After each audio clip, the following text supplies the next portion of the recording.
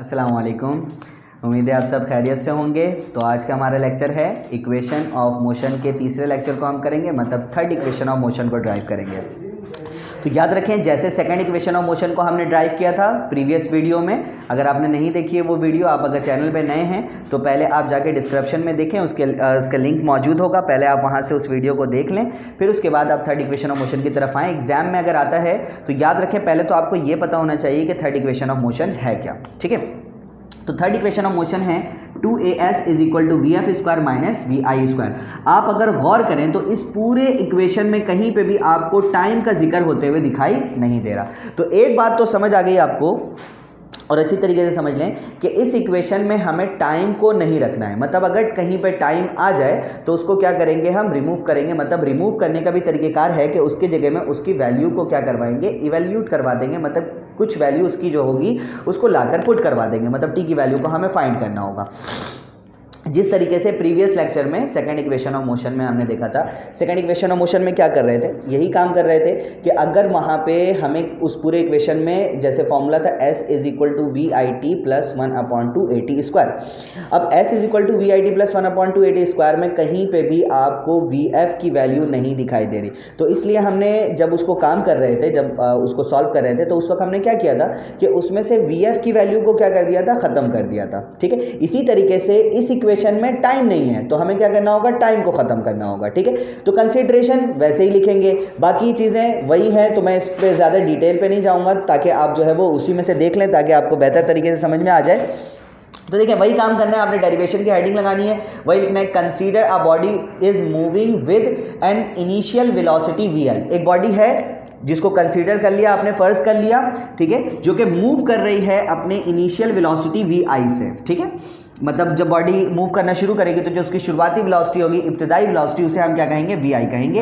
And is undergoing uniform acceleration A. इसके बारे में मैंने ये कहा था कि अंडर गोइंग यूनिफॉर्म एक्सेलरेशन का वर्ड अगर यूज कर रहे हैं आप, मतलब अगर वर्डिंग यहाँ पर लिखते हैं तो इसका मतलब ये है कि वो जो वेलोसिटी है वो क्या हो रही है, चेंज हो रही है, तभी वहां पर एक्सेलरेशन प्रोड्यूस हो रहा है। ठीक है, तो एक्सेलरेशन प्रोड्यूस हो रहा है तभी हमने वर्ड यूज किया under going uniform acceleration for a time T.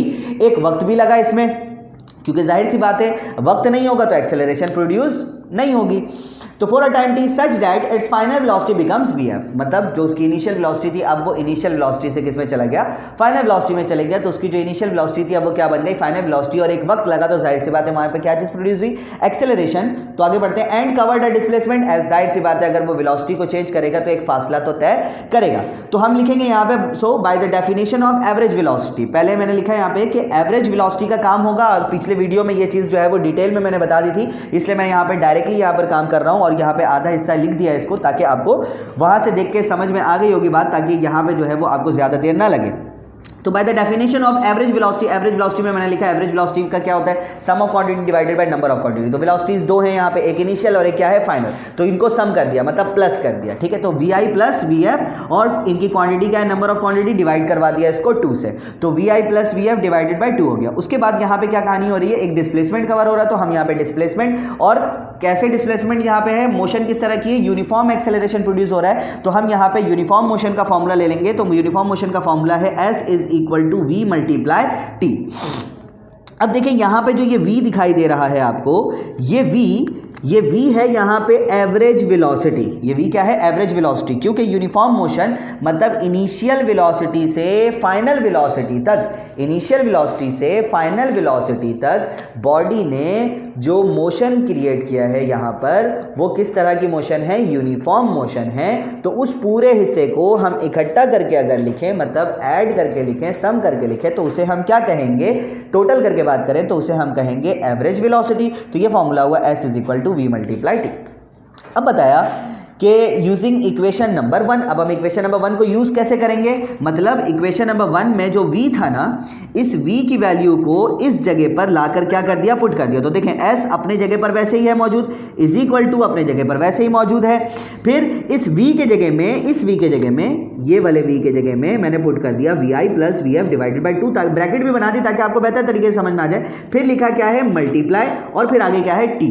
फिर यहां पर लिख दिया मैंने इक्वेशन नंबर 2। क्यों, क्योंकि अभी शुरुआत में वीडियो के मैं कह रहा था कि क्या करना होगा कि टी आ जाए तो ये हमारा शिकार हो गया कि इसको क्या करना है, ख़त्म करना है। तो टी को ख़त्म करने के लिए अब आपको कुछ ना कुछ करना पड़ेगा। अब करने के लिए क्या करेंगे, तो जुगाड़ करेंगे यहाँ पे, ठीक है। तो 4t, तो t निकालेंगे। t निकालने के लिए क्या करना है, 4t की हेडिंग लगाकर आप नेक्स्ट में चले जाएंगे और नेक्स्ट में क्या करेंगे, कुछ तो करेंगे। मैं यहाँ पे इसको पहले सेपरेट कर दूँ ताकि समझ आ सके। तो 4t, टी निकालने के लिए देखो भाई, टी का कोई अपना जाती कोई फॉर्मूला नहीं है, ठीक है। टी के फॉर्मूले को निकालेंगे कहाँ से, एक फॉर्मूले को हमने ड्राइव किया था फर्स्ट इक्वेशन ऑफ मोशन। इससे पहले वाले इक्वेशन में भी हमने यही किया था। क्या किया था कि फर्स्ट इक्वेशन ऑफ मोशन से डायरेक्टली वी एफ की वैल्यू को पुट करवा दिया था। क्यों, क्योंकि वहाँ पे वी एफ नहीं था। इसी तरीके से लेना वही, उसी फॉर्मूले को हम लेंगे और उसको लेकर क्या करेंगे, आगे ले जाकर उससे टी की वैल्यू को फाइंड करेंगे। तो भाई लेते हैं उस फॉर्मूले को। तो यहाँ पर पहले इसकी तारीफ कर देते हैं कि ये आ कहाँ से रहा है। तो यहाँ पर लिख दिया मैंने, according to first equation of motion, ठीक है। मतलब ये आ रहा है फर्स्ट इक्वेशन ऑफ मोशन, ठीक है। तो फर्स्ट इक्वेशन ऑफ मोशन जो है वो है we f is equal to v i plus a t. अब हमें क्या करना है, किस चीज़ की तलाश में है हम लोग हैं तलाश में टी के। तो हमें टी की वैल्यू को फाइंड करना है, तो इसको सेपरेट करना पड़ेगा। तो सेपरेट करने के लिए हमें क्या करना होगा, ये वी आई प्लस का इस तरफ लेकर आते हैं तो क्या हो जाएगा, ये माइनस का हो जाएगा। तो we F minus we I और इज इक्वल टू में क्या है, ए टी यहाँ पर वैसे ही बच गया। अब ए और टी आपस में मल्टीप्लाई की सूरत में, मल्टीप्लाई से कोई वैल्यू इज इक्वल टू को दूसरी तरफ चले जाए तो वो किस में आ जाती है, डिवाइड में। तो इसको लिख देंगे V F minus we I divided by A, यहाँ पर मल्टीप्लाई में, यहाँ पर भेजेंगे तो ये ए आ जाएगा यहाँ पे डिवाइड में। तो यहाँ पर लिख दिया ए इज इक्वल टू में हो गया टी, ठीक है। अब जिसको इक्वेशन 2 बना के छोड़ दिया था उसके साथ फिर निभाएंगे और इसको आगे लेकर चलेंगे। तो यहाँ पर लिखेंगे यूजिंग इक्वेशन नंबर 2, क्योंकि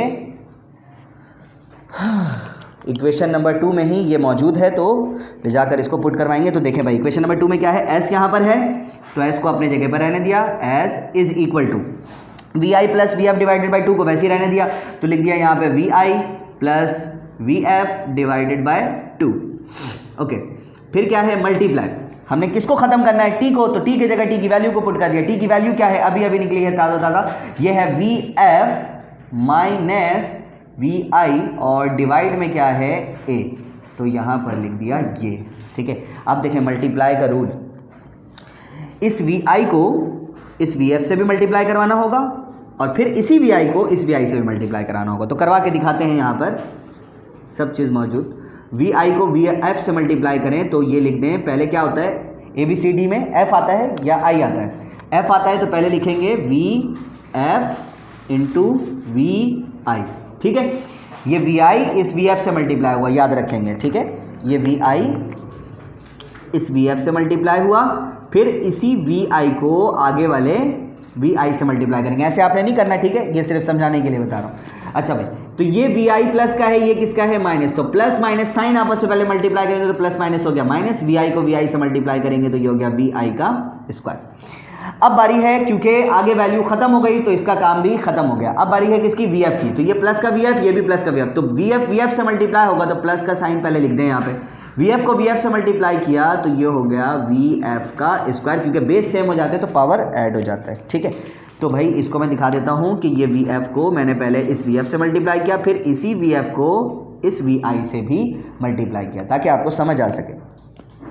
अब ये प्लस वी एफ और ये क्या है, माइनस वी आई। तो plus minus minus, we f को वी आई से मल्टीप्लाई किया तो ये हो गया v F into we i, divide में आ जाते हैं। तो जब ऊपर वाला आपस में मल्टीप्लाई कर रहा है तो नीचे वाला क्यों पीछे रहेगा, तो नीचे वाला भी अपने आप को क्या करेगा, दूसरे के साथ मल्टीप्लाई करेगा। तो ये 2 जब इस a से मल्टीप्लाई होगा तो ये हो जाएगा 2a। अब देखना ये होता है मैथमेटिक्स के कॉन्सेप्ट के मुताबिक कि अगर साइन ऑपोजिट हो और वैल्यूज़ क्या हो जाएं, सेम हो जाएं, तो ऐसी सूरत में आसरा नहीं करना होता, फ़ौरन क्या कर देंगे, उसको कैंसिल कर देंगे। तो आप देखें कौन कौन सेम है, ये है V F into we I और ये क्या है, minus V F into we आई। तो ये कैंसिल और ये कैंसिल, तो ये दोनों क्या हो गए आपस में कैंसिल। तो यहाँ पे वैल्यू बच जाती है आपके पास s is equal to minus का vi स्क्वायर और प्लस का vf स्क्वायर और डिवाइड में हो गया 2a। अब ये 2a इधर डिवाइड में है, इस तरफ भेज दें, क्या हो जाएगा मल्टीप्लाई, तो ये हो गया 2a multiply s is equal to minus vi square plus vf square.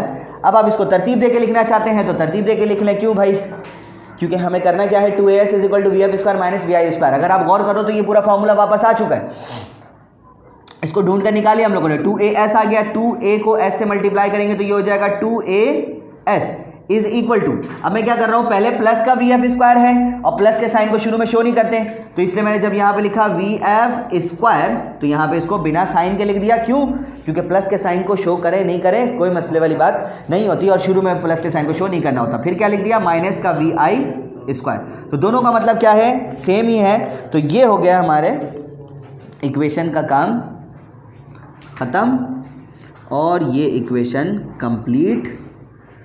तो अब आप एग्ज़ाम में अगर आप लिख रहे होंगे तो आप इसके नीचे जस्ट इतनी सी बात लिख दीजिएगा कि the above equation is known as third equation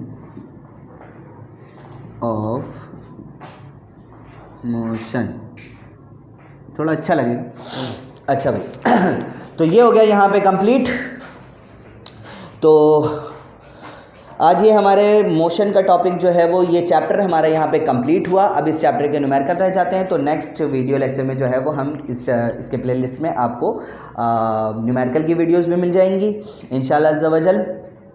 तो अगर कोई भी चीज़ आपको नहीं समझ में आई या अगर किसी भी स्टेप में आपको कोई भी प्रॉब्लम रही हो तो आप कमेंट करके पूछ सकते हैं, इंशाल्लाह आपको उसका जवाब दिया जाएगा।